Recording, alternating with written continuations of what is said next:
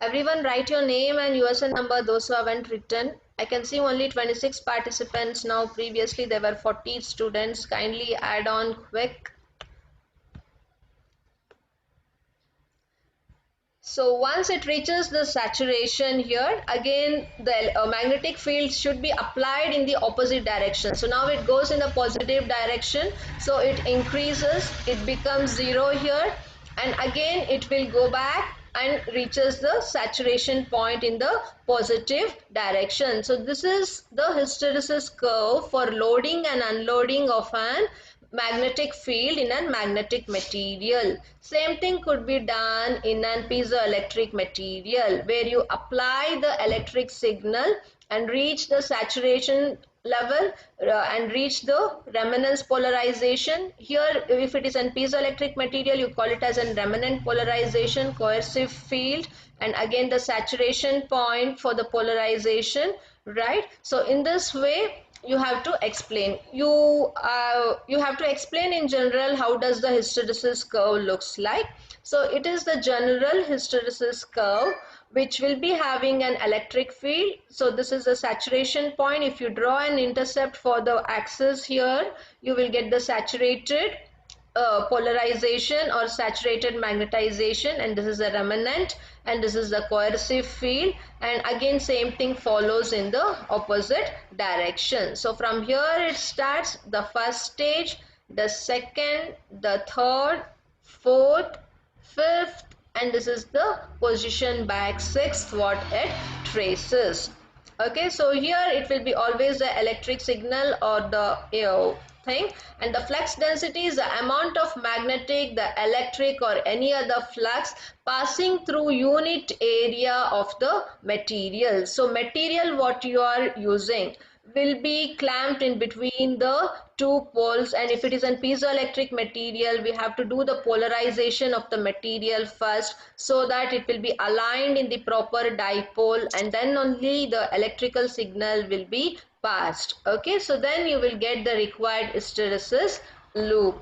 Okay, so the equipment what we use to obtain the hysteresis loop in piezoelectric material is the precision premium 2 device. Okay, so similarly there are different devices which are used to get the hysteresis loop for different type of the material what you are testing. Is it electrical, piezoelectrical, yeah, ferroelectric material? In ferroelectric material only you can check the magnetization as well as piezoelectric and dielectric characteristics as well.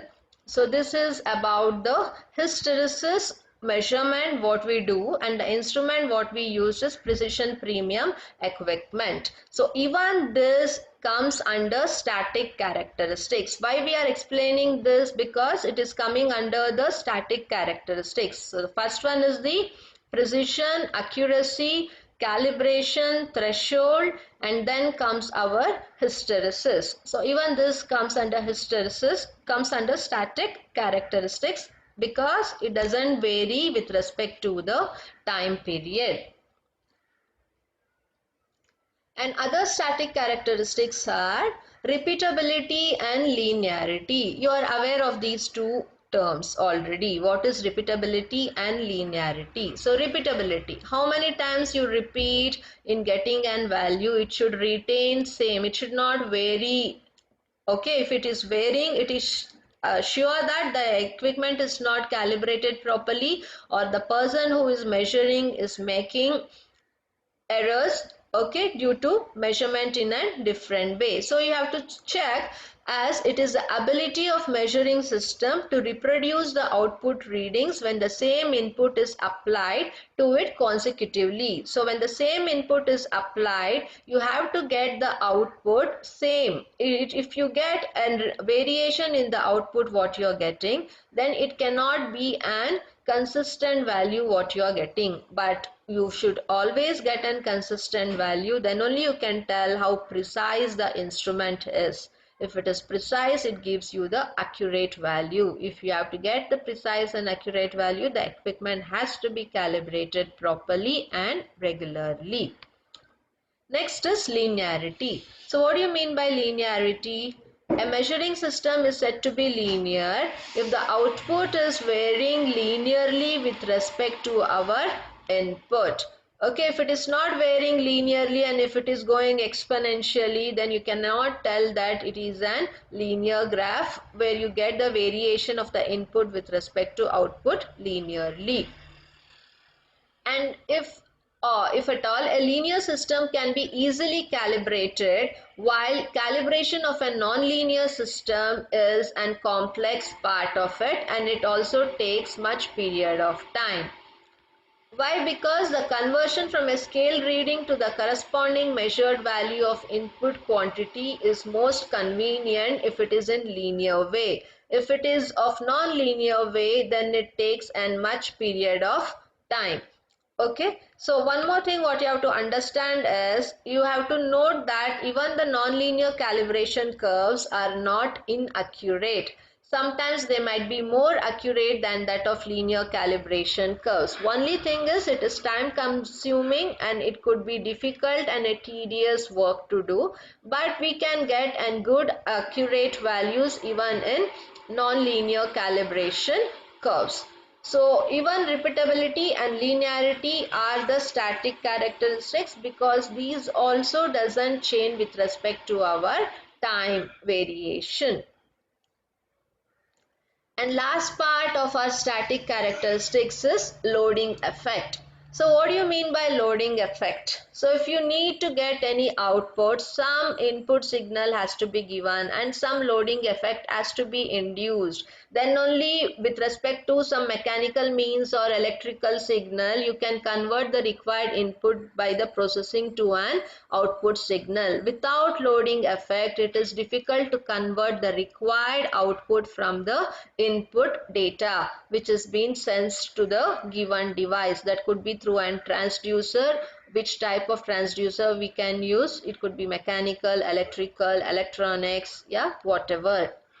So now you see here, the presence of measuring instrument in a medium to be measured will always lead to extraction of some energy from the medium. The energy which has been needed can be outsourced or it could be from the within the system. Okay, so we studied this in our comparators also when we studied different type of comparators, mechanical comparators, electrical comparators, right? So in mechanical comparator we had the mechanical means of source within the instrument which helps in driving one form into the other, but in case of electrical or electrical comparators we used an outsource, a power unit, right? So the same thing, it requires a loading effect to convert the input into the output signal. So this effect is known to be as the loading effect. For example, if you take any electrical measuring instrument, the detector stage receives energy from the signal source, while the intermediate modifying device and the output indicators receives energy from an auxiliary source. So without any source of signal or any external source, it is difficult to convert one form of energy into an other. For that, the loading effect is very essential, and the amount of loading effect which is needed always remains same without any change with respect to the time period, and hence loading effect also comes under the category of static characteristics.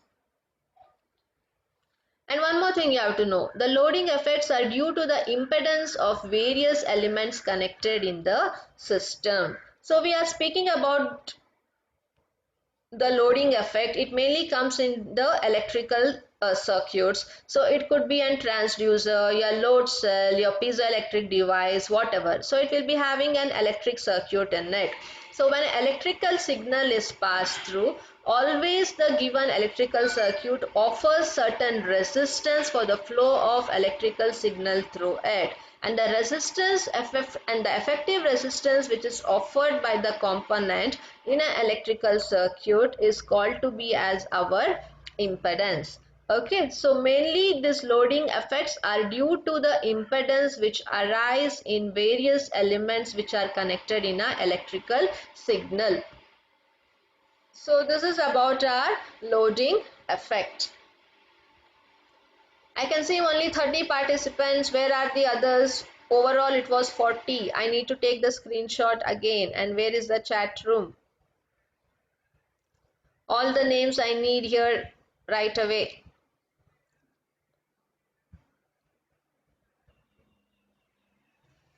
Okay, so this is about the loading effect. So all these were our static characteristics. So now we have to deal with respect to our dynamic characteristics. So what I told you, dynamic characteristics is nothing but here you will be having the variation of the value what you get with respect to the time. So under dynamic characteristics also we have different types. So one is the system response, the errors what you are getting. So if you go back to our syllabus here, so you can see in dynamic characteristics we have system response, why due to the time delay you get across the errors and what are the classification of the errors. So all these comes under the category of dynamic characteristics.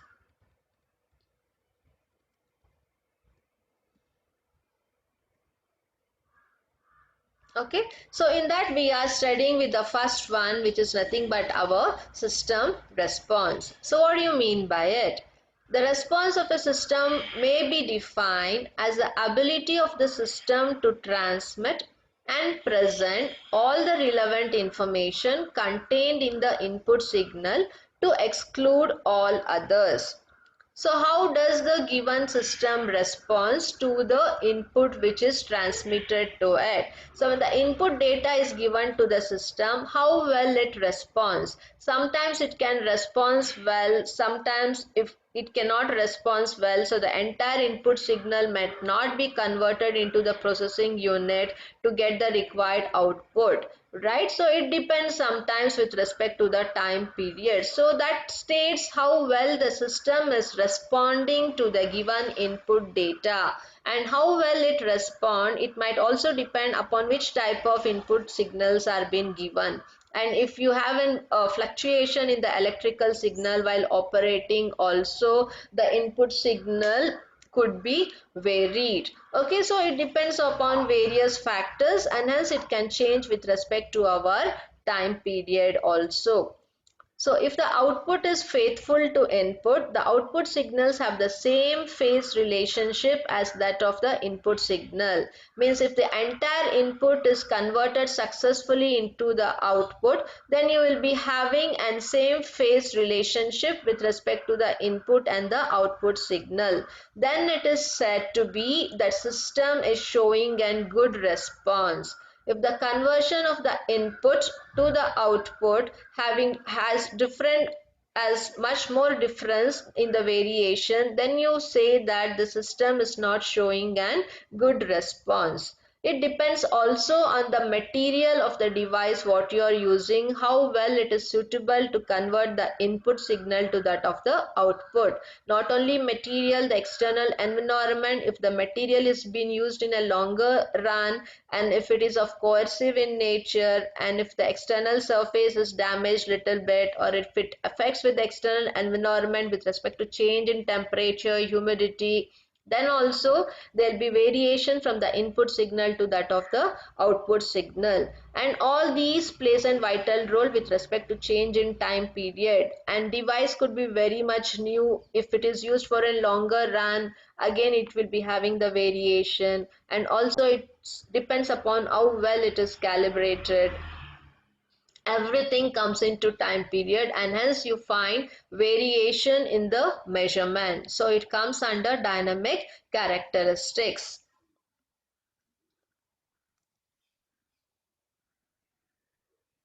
So one other word what you have to understand here is rise time. So rise time is defined as a time taken for system to change from 5% to conversion of 95% in its final value. So for showing the comparison in conversion of the input to output from 5 to 95%, you call that to be as the rise time. Then you should know what you mean by measurement lag. If there is a lag or a delay in the output signal due to natural inertia of a system, then you call to be as a measurement lag. Okay, so if it depends upon the inertial effect of the system, if there is any delay in getting the output signal based on the input signal, then you tell that there is a lag in the measurement. Okay, technical lag, the measurement lag, whatever it is.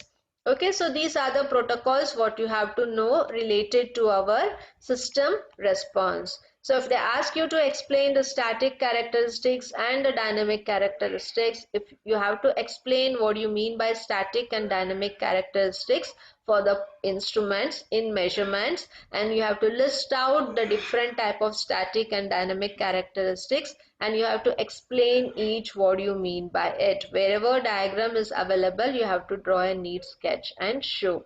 Suppose for example of hysteresis and all, you should draw a sketch and explain as well.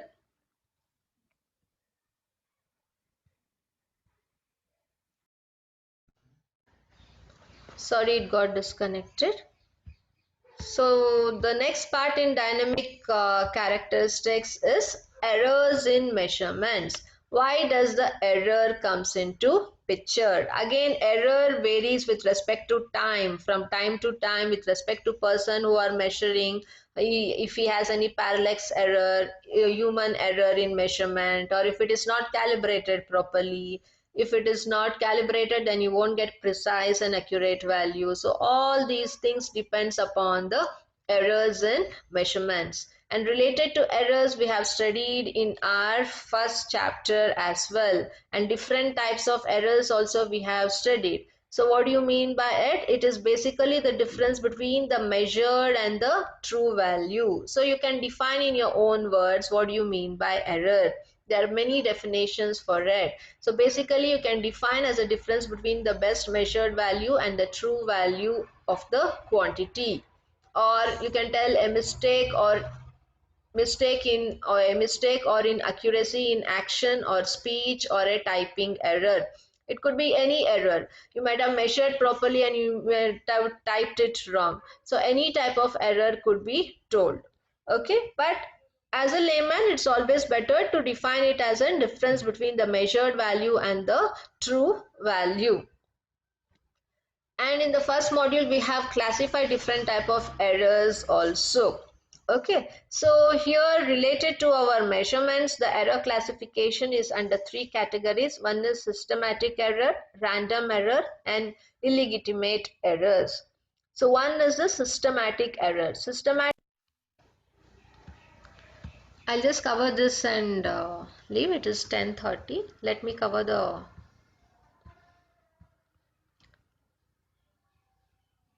error classification. So we have three type of classifications here: systematic, random, and illegitimate. So in systematic is nothing but the fixed errors. So fixed errors come basically from the static characteristics. So what happens is a calibration error. If it is not calibrated properly, every time you get the same systematic error or the fixed type of errors.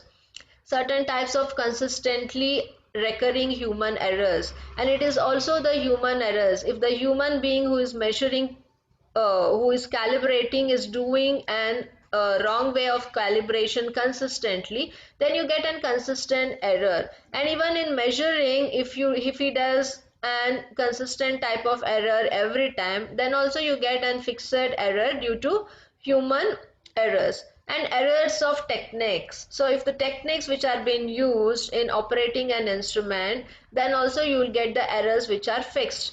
And uncorrected loading errors. Every instrument has to be loaded properly to convert the input into the output signal, that we have studied in loading effect. And if you have this loading errors also, then you always get a systematic type of errors.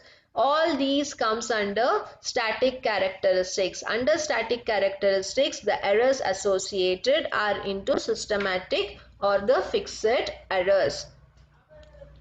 Next is limits of system resolution. Systematic errors are repetitive and of fixed value. Okay, so limits of system resolution. So sometimes you're using optical devices where the resolution also plays a vital role.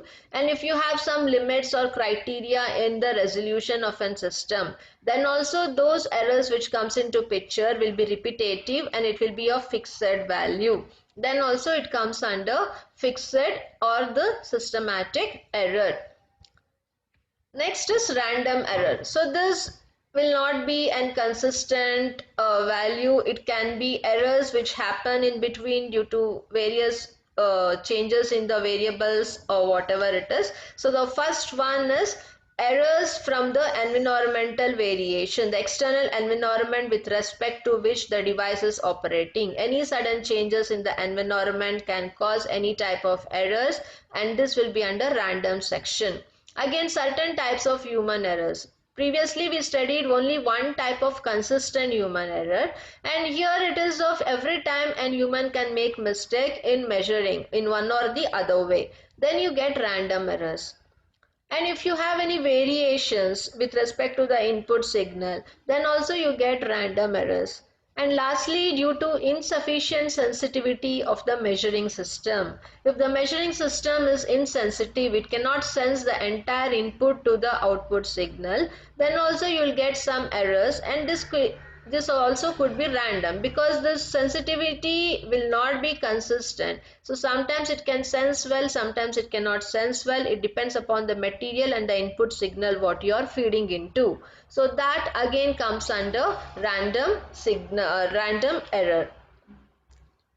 And last type of error is illegitimate error. So this is under three sections. So one is the blunders, what the people do while operating, the sudden mistakes which happen accidentally, or computational errors which come across, or the chaotic errors. So these are the errors which come accidentally, which is not purposefully done or which is not consistent at all, and this type of errors are called as illegitimate errors. So all these are the error classifications, and it varies from time to time, and hence it is one of the dynamic characteristics. So we have studied errors in system response and errors in measurements. These two are the characteristics of dynamic. Okay, so now it is 10:34.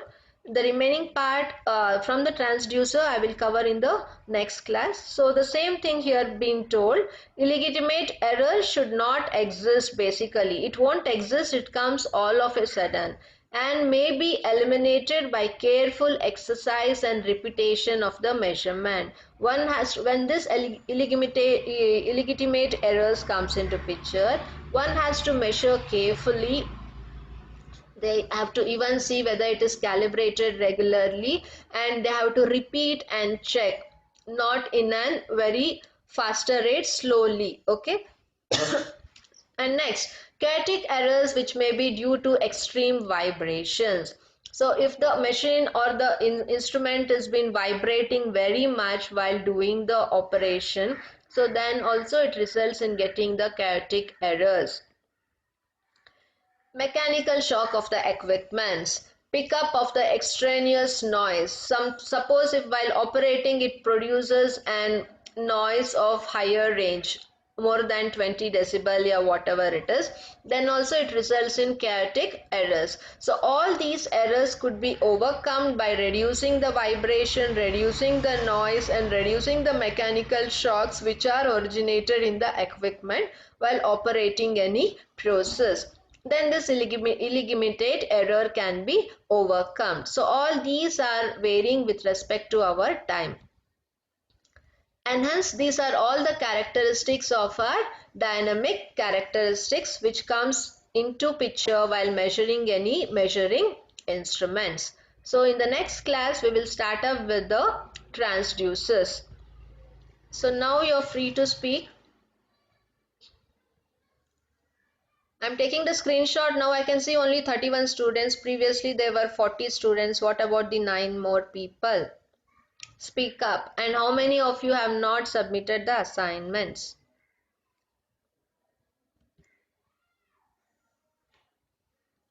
Yeah, Chinmay, you are there?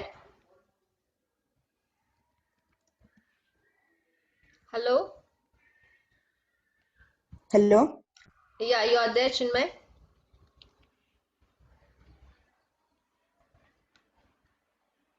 Yes, ma'am. Yeah, have you submitted the assignments, everything?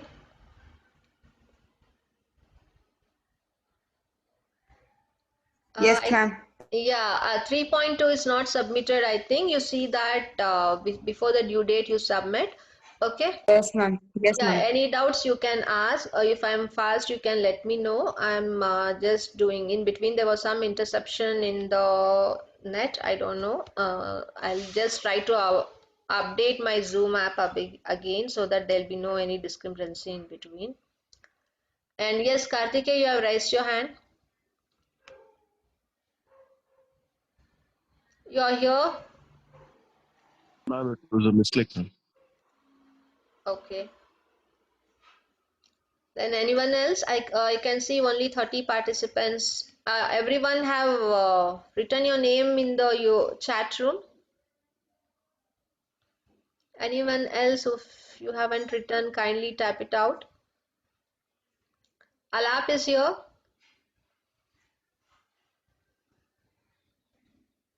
Yes, ma'am. Shivam.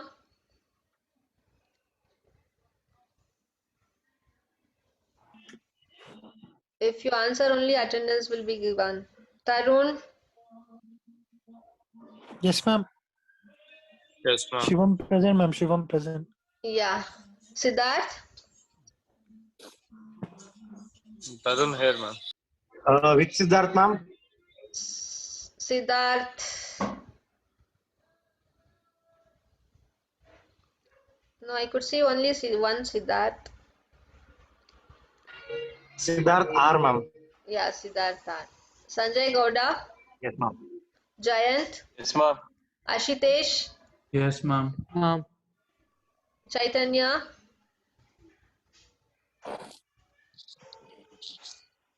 Chaitanya. Yes, ma'am. Chandan Swarup. Yes, ma'am. Prayag. Yes, ma'am. Pranay. Yes, Yes, ma'am. ma'am. Jayant. Yes, ma'am. Okay, Nihal. Yeah. Shivam Sundriel.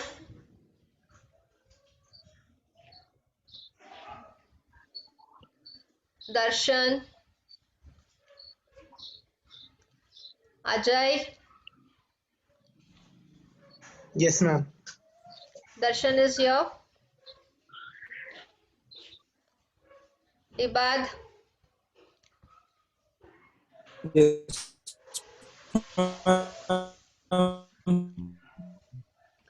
Everyone kindly please write your name and USN number. See that you submit your assignments. Okay, do well, study well, keep your time in working positively. Don't waste your time. Okay, see that you study with respect to the ebooks. Try to download some ebooks related to our subject. The prescribed video books are also available in the form of ebooks. You can download and keep the PDF for your reference. You can refer along with that my presentations, okay, so that it will be helpful for you all to answer the assignments. Once you answer the assignments, you can keep it that as the notes for your reference until you submit the hard copy of it. You can write it in the blue book if you have, or else write in A4 sheet. You scan and upload it. Once the college turns up back, so I will collect the hard copies. After evaluation, I'll return back based on the marks what I've given in the Google Classroom here. So please keep it safely. Don't say that you have uploaded and have kept somewhere else. I forgot to bring from my native. Please don't give those reasons. You have to submit that because that is a proof what we have to show for VTU, against which we have given the IA marks.